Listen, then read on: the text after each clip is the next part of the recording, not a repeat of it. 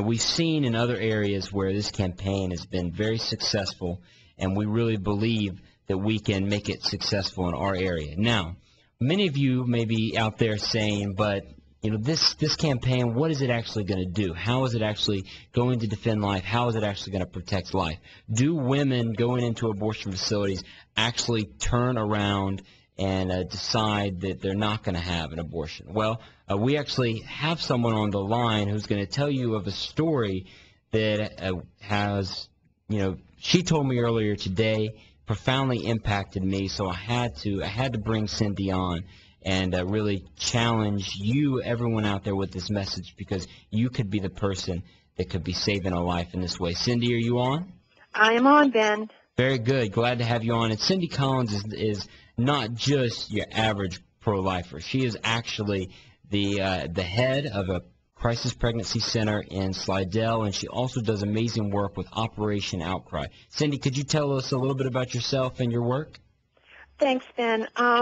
Just listening to the show earlier, I was impressed to encourage your listeners that everybody can do something, one thing, that what David was saying. And I know, as somebody who was on the other side of abortion many years ago, as a woman who was in a crisis pregnancy and who walked into an abortion facility, that if there would have been people on the outside praying, standing there, crisis pregnancy centers, I just think how different my life story would be, and not just my life story, but the life story of my children. I'm committed to that. As you know, we all work together as a team.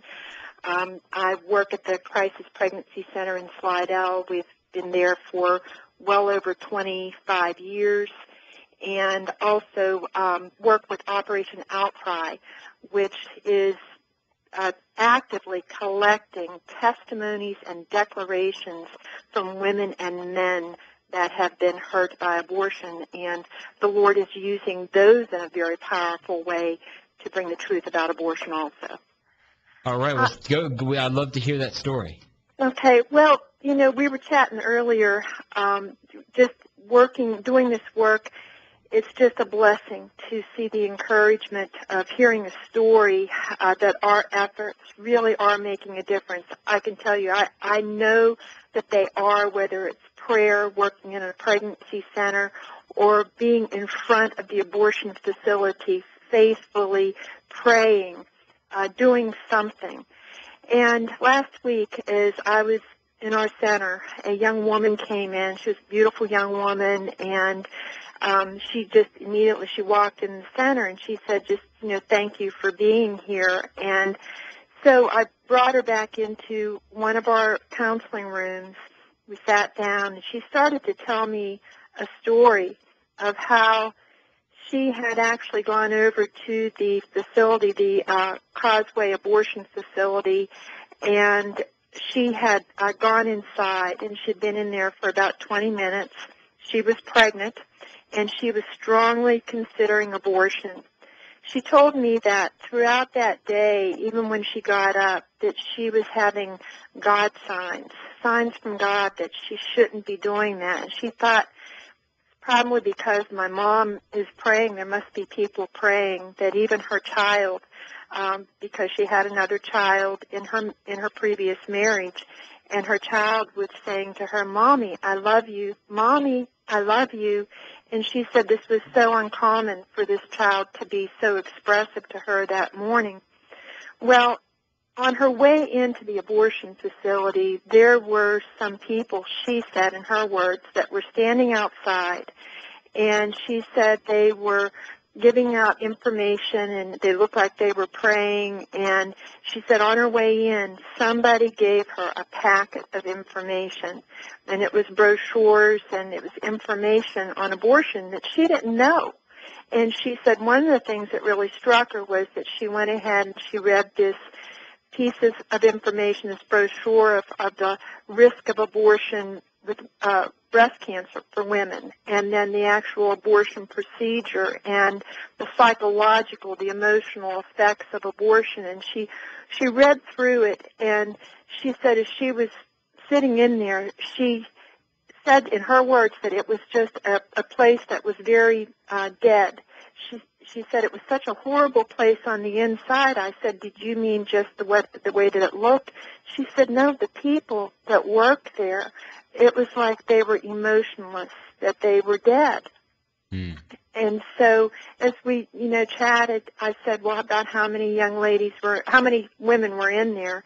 And she said there were probably about 25 to 30 women, and many of them very young. 25 to 30, my. 25 to 30. And so I asked her, I said, well, what was the point that you felt like you needed to get up and walk out of there? And she said, I remembered my son. And she said, but I looked at those people that were standing outside, and I thought, if they're out there, they must really know something and care enough about me and my baby that I need to do the same. And so she got up, she walked out, and a few days passed by, and now she's over at our crisis pregnancy center in Slidell.